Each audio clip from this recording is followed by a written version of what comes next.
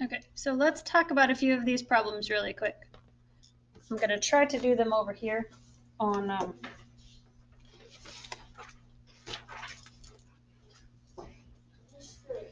yes. Are you going to go over number 2?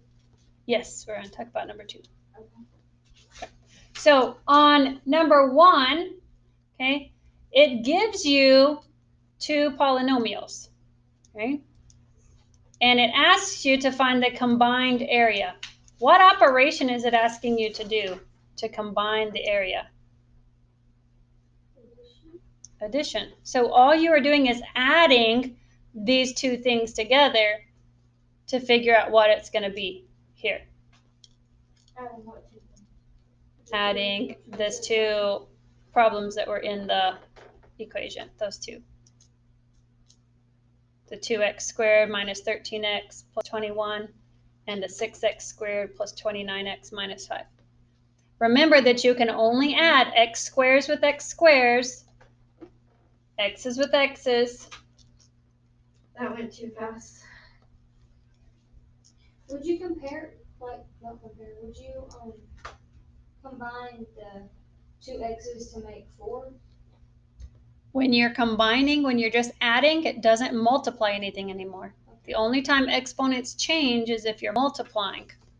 Okay?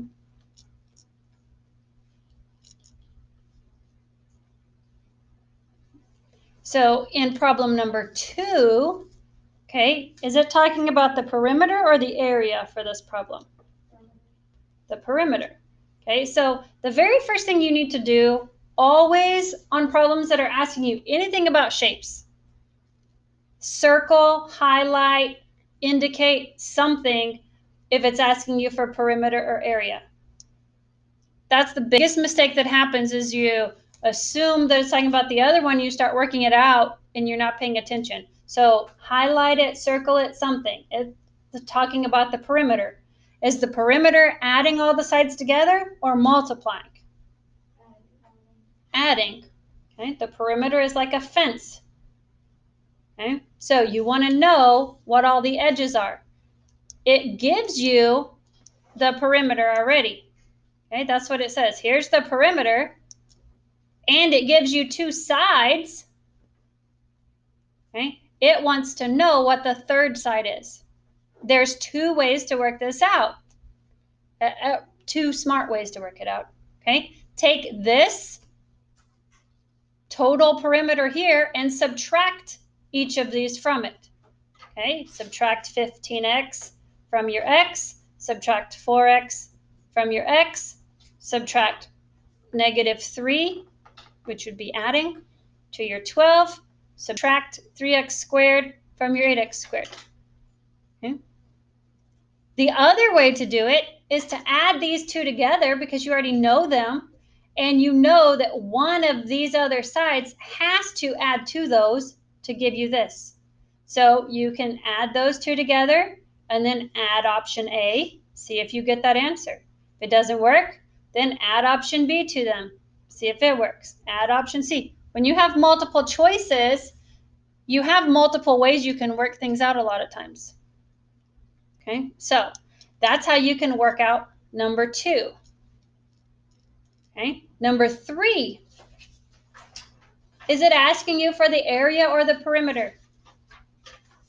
The area. The area. Is it of a triangle or a rectangle? A triangle. Okay, and when I say rectangle, that includes squares, right? A square is a rectangle, just has all the same sides. So a triangle is only half of a rectangle, which means you have to half it. Once you multiply these together, you have to half it. Okay? Area is always a squared unit. Okay? Area is always a squared unit. So, since we're dealing with area, which option can I automatically eliminate because it's not a squared area when I'm done? C. Okay, well, I can eliminate C, yes, mainly because we haven't talked about radicals over anything like this, right? We've only done single terms with radicals. So you can probably eliminate that based on that. What other one doesn't have a squared term in it? A. A. So you're down to two answer choices, B and D.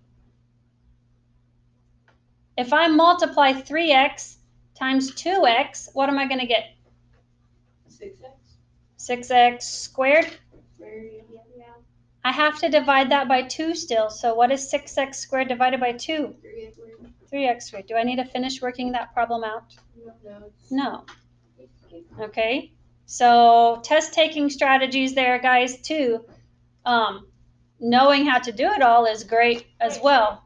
You would divide 6 by 2? Mm-hmm. That's the same as multiplying it by 1/2, is dividing it by 2. Okay. Problem number 6 here. Okay, I'm going to see if I can get my tool to write here. Let's see.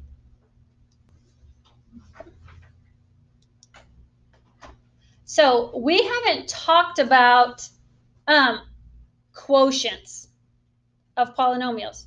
However, we have done it, but we've done it in like the box method and factoring. Okay, so if we know one factor, x plus 3, okay, then in my box I can write x plus 3. Sorry it's so ugly, guys. I'm trying to record it for people who are not here today. And I can't put this on my tablet. So x plus 3. Okay, here's my full answer, x squared minus 3x minus 18. So this is one of the reasons we did that x box method, because I need to do x squared, or the, yeah. So x squared goes there, which is my first term, and my last term is negative 18. Okay. So what times x gives me x squared? X. So I know x goes up here. Okay. 3 times what is going to give me negative 18?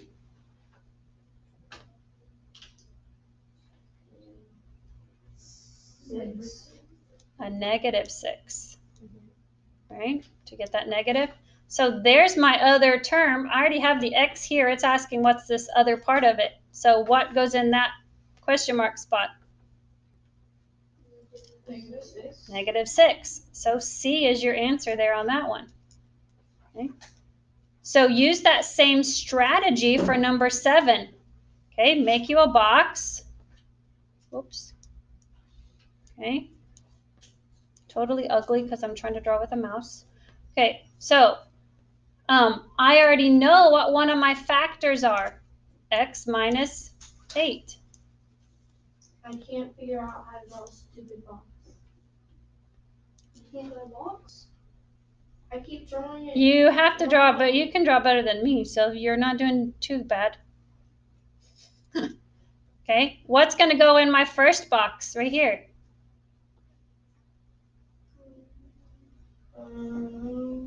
X squared. X squared, because here's my problem I'm trying to divide, right? So x squared goes here. What goes in my last box? 32. Negative 32. Okay, so x times x gives me x squared. Okay, and then negative 8 times what gives me negative 32? 4. Okay, positive 4. Okay. How did I do that so quick, so quick? It just popped in my head and I was like, 4. I thought it was 3 at first. Okay, so my other factor is x plus 4. I should check my work just to make sure. So x times negative 8 is negative 8x. Okay, and x times positive 4 is positive 4x. Okay, does positive 4, okay, does positive 4 and negative 8, oops. Okay, do those add to give me this negative 4 in the middle, negative 4x? So x plus 4 is my correct answer. So B would be my correct answer there.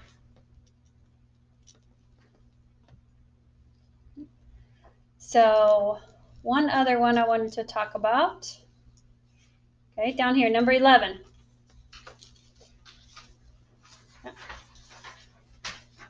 If I tried to work this one out using the star method, I would have a really big number right here, because what would I have to put right here?